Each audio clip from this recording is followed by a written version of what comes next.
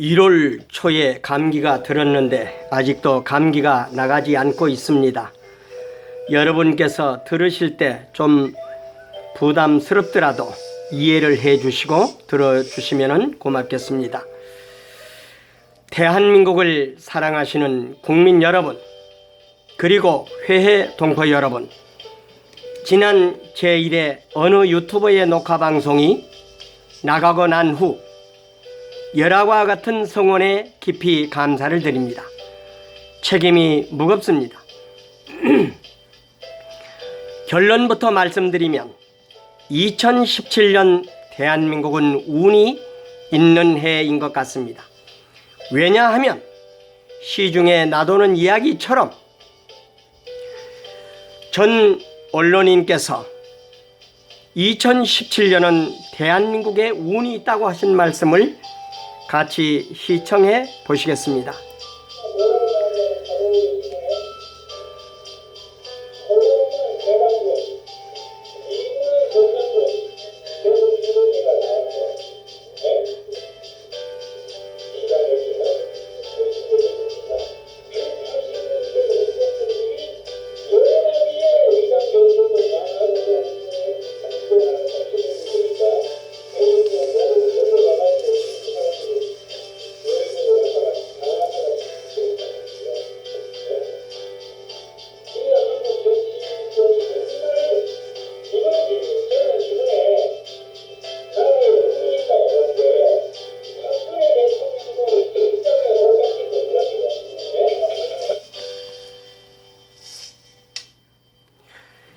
박근혜 대통령 탄핵이 저 좌진영이 계획한 것처럼 2017년 5월이나 6월에 터뜨렸다면 그 여세를 12월 대선까지 끌고 가는 전략에 우진영은 속수무책 끌려가는 형국이 되었을 것입니다.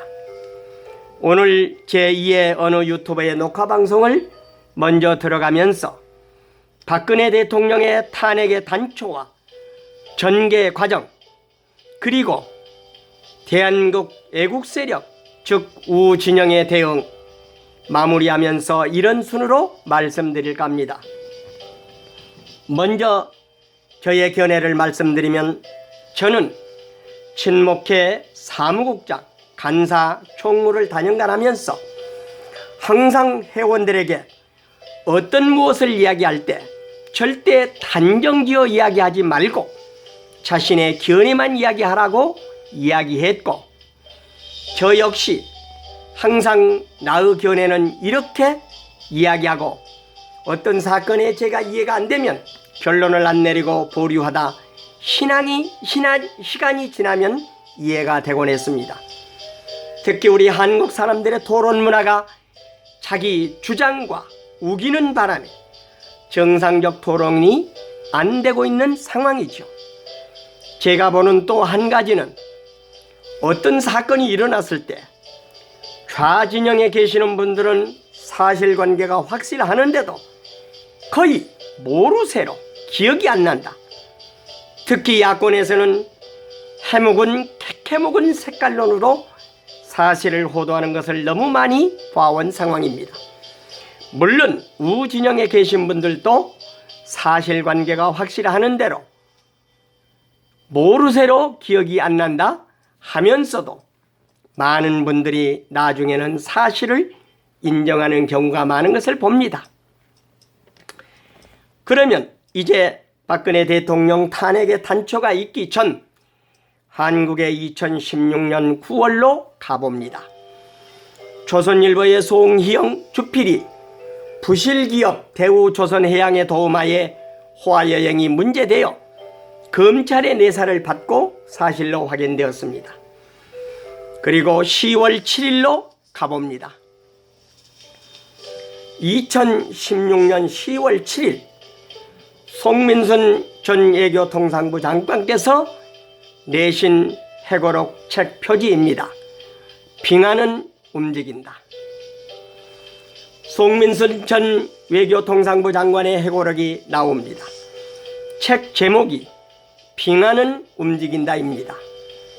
책 내용 가운데 2007년 유엔 북한 인권 결의안 표결이 나옵니다.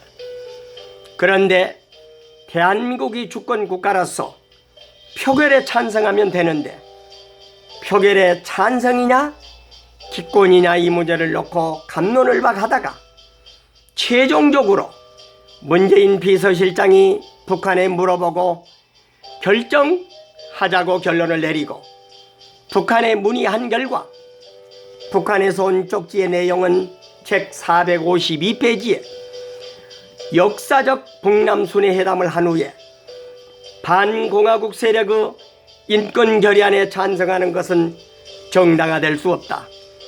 북남관계 발전에 이태로운 사태를 초래할 테니 인권 결의 표결에 책임 있는 입장을 취하기 바란다.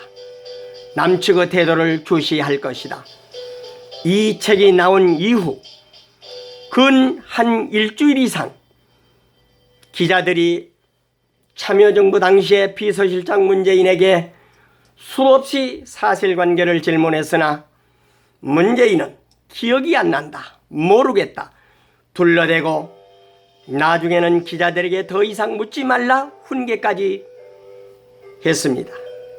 우상원 원내대표는 대통령 후보는 다른 것을 하고 이런 문제는 당에서 해결해야 한다고 한 상황 속에서 문재인 전 대표는 곤욕스러운 날이 연속되었지요. 그러고 있는 상황 속에서 뭔가 꿈틀거리고 있는 상황들이 여기저기서 포착되기 시작하지요. 뭔가 좌진영의 움직임이 위기감을 느낀 것처럼 저는 느꼈습니다. 10월 19일 고영태가 뭔가 언론 플레이로 태블릿 PC에 관해 처음 입을 연 이후 10월 24일 JTBC의 손석희가 박근혜 대통령 독일 드레스덴 대학교 연설 내용을 최순실이 교정해 주었다고 폭로 이후 그 이튿날 박근혜 대통령이 최순실의 도움을 받았다고 기자회견했더니 옳다, 이제 걸려들었구나 하고서 그 이후 모든 것을 사실인 양 쓰레기 언론과 무능한 야3당은 물론 배신자 김무성과 유승민 그리고 비박계까지 융단 폭격에 쓰나미 현상이 되곤 했지요. 물론 2017년 대선 때 문재인보다는 박근혜 대통령을 찍었던 많은 사람들은 멘붕 상태에서 헤어나오지를 못했습니다. 그런 와중에 소위 촛불 좀비 세력들은 이번에 판을 완전히 바꿔보자고 하고 광분하기 시작했습니다. 그러면서 제1차 촛불대회 이후 10차까지 하면서 이것이 촛불 민심이라고 하면서 했는데 저는 여기서 촛불 집회에서 나온 몇 가지를 정리해 보겠습니다. 전 노조 위원장께서 촛불 좀비 세력의 실체를 밝히는 영상을 같이 시청하시겠습니다.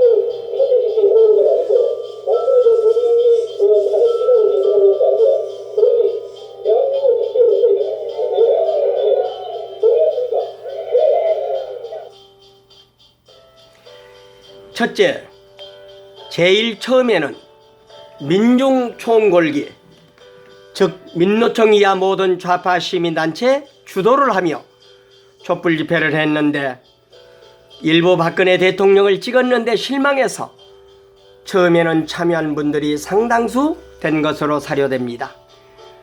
처음 민중총궐기로 시작하여 의외로 참여자가 좀 있다 보니 나중에는 지도부를 얼굴이 생소한 젊은 사람들로 바꾸어 나갔는데, 소위 촛불 집회에서 나타난 특징은 첫째, 우리 중고생들이 연합하여 혁명정부 수립하자 한창 공부를 해야 할 학생들이 현실 정치에 참여하도록 한 전교조의 교육이 비정상적인 것이 확인된 상황입니다.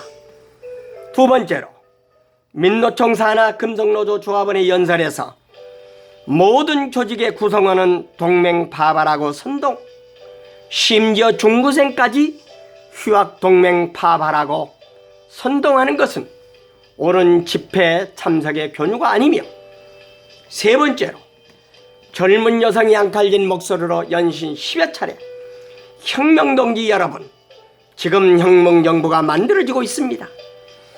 이것은 순수 촛불 집회의 범위를 벗어난 상황이고요. 네 번째, 온기간 유인물 내지는 퍼포먼스로 만든 것을 보면 진정한 국가 바로 세우자는 것은 하나도 없고, 이석기, 한상균, 양심수 석방하라는 것이 대부분이고, 또한 해산된 통합진보당 대신 만들어진 민중통합단 간판 현수막, 정상적인 것은 하나도 없고 온통 박근혜 대통령을 저주하는 내용 일색이고, 이것이 축제라고 온갖 낙단이 나와 광란을 하니 이런 것을 저주의 구판이라고 해야 하지요. 이제 박근혜 대통령 탄핵의 단초가 된 태블릿 PC는 변희재 미디어워치 대표의 끈질긴 추적 끝에 허위로 가짜로 밝혀졌지만, 검찰, 특검, 헌재, 감사원, 언론중재위원회 모두 조사 내지는 증거물로 채택을 해야 함에도 도외시하는 현실이 안타까운 실정이지요. JTBC와 손석기도 구속수사해야 함에도 불구하고 검찰은 묵묵부담인 상황입니다. 이상로 전 MBC 출동 기자는 반드시 기자는 육가원칙을 준수해야 된다고 하는 내용의 영상을 같이 시청해 보시겠습니다.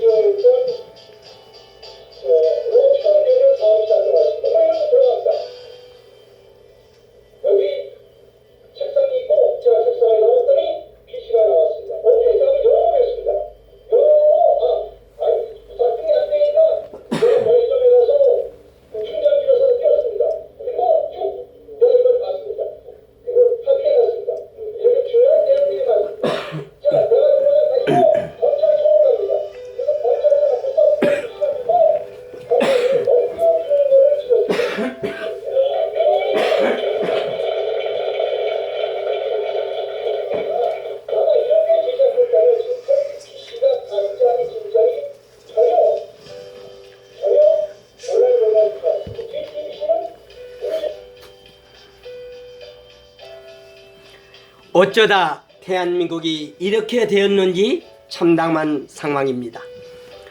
이런 상황 속에 박근혜 대통령 탄핵은 말도 안 되는 상황에서 소위 단물만 빨던 김무성을 비롯한 비박계가 탄핵에 동조하여 탄핵이 되었는데, 여기서 국민의당 박지원 전 원내대표의 말, 박근혜가 살면 김무성은 죽는다고 한 방송 인터뷰에서 한 말을 뒤집어 보면 김무성을 비롯한 비박계의 뒤가 구린 것이 있는 것인가 생각해 보게 하는 대목입니다.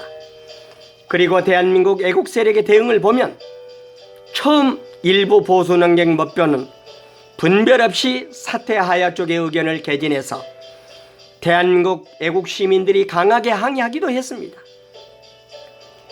대한민국 헌법을 소화하고 자유민주주의와 법치를 바로 세우자는 애국 국민들이 여기저기에서 이러다가 우리 다 죽는다 하고 일어나기 시작했습니다.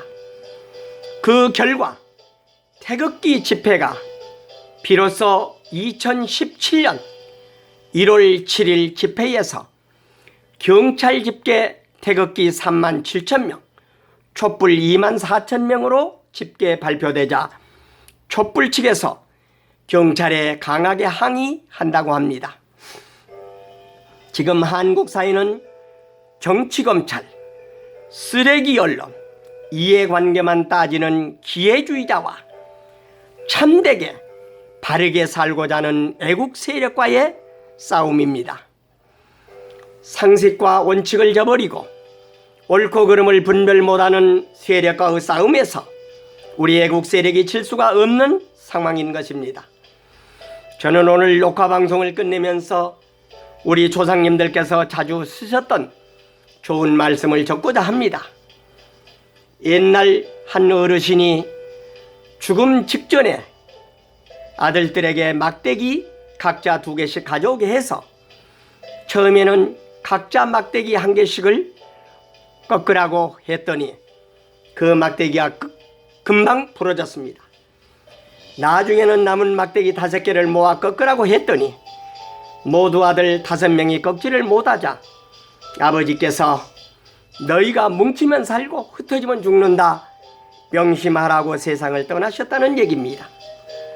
우리 대한민국의 건국 이승만 대통령께서도 뭉치면 살고 흩어지면 죽는다고 했습니다. 또 우리말에 진인사 대천명이라고는 말이 있습니다.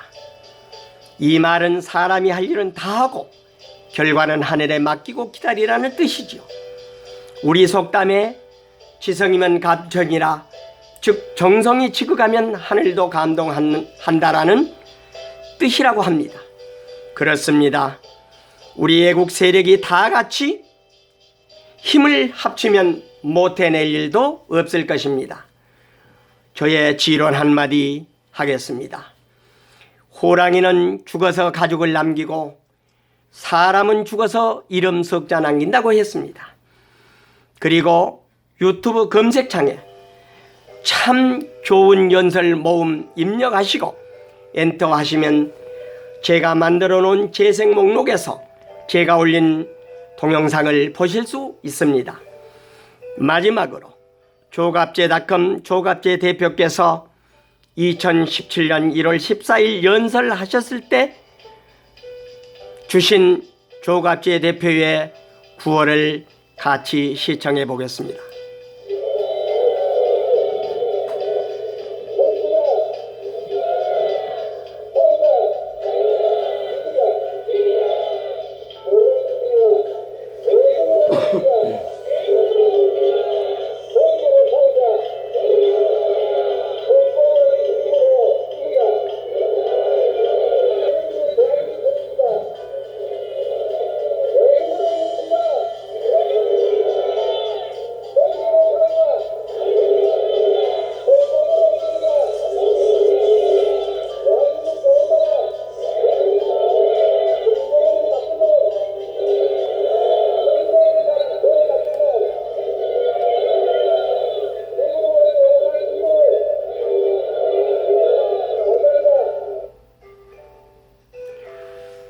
참 또 한 가지 간절한 마음으로 호소드립니다.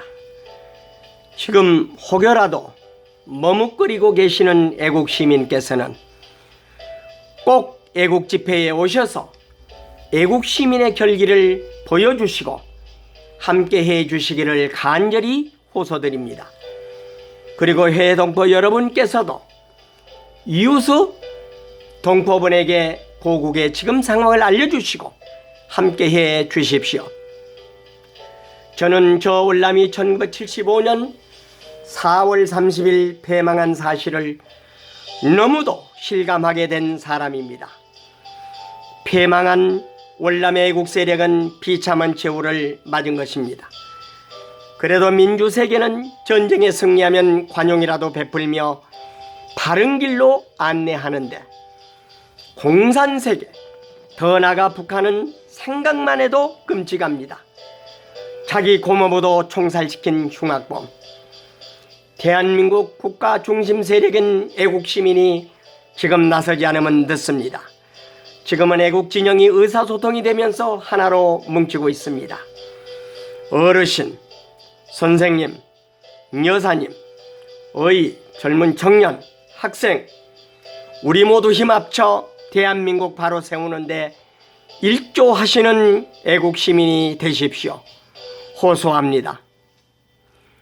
또한 후세의 사가들에 의해 역사에 기록될 천추의 단물만 빨던 역사적 배신자 김무성, 유승민, 그리고 MB계열 비겁하고 추잡한 비박계 이들은 정치 도의, 즉 정치 신인을 저버린 군상들입니다. 저 도도히 흐르는 역사의 장강에 저들은 당대한이면 그 후손들이 역사를 관장하시는 신의 섭리 앞에 반드시 응징의 대가를 받을 것이리라. 이상은 BJ 용선의 갱변마당 새소식 김용선이 전해드렸습니다. 감사합니다. 다음 뵐 때까지 안녕히 계십시오.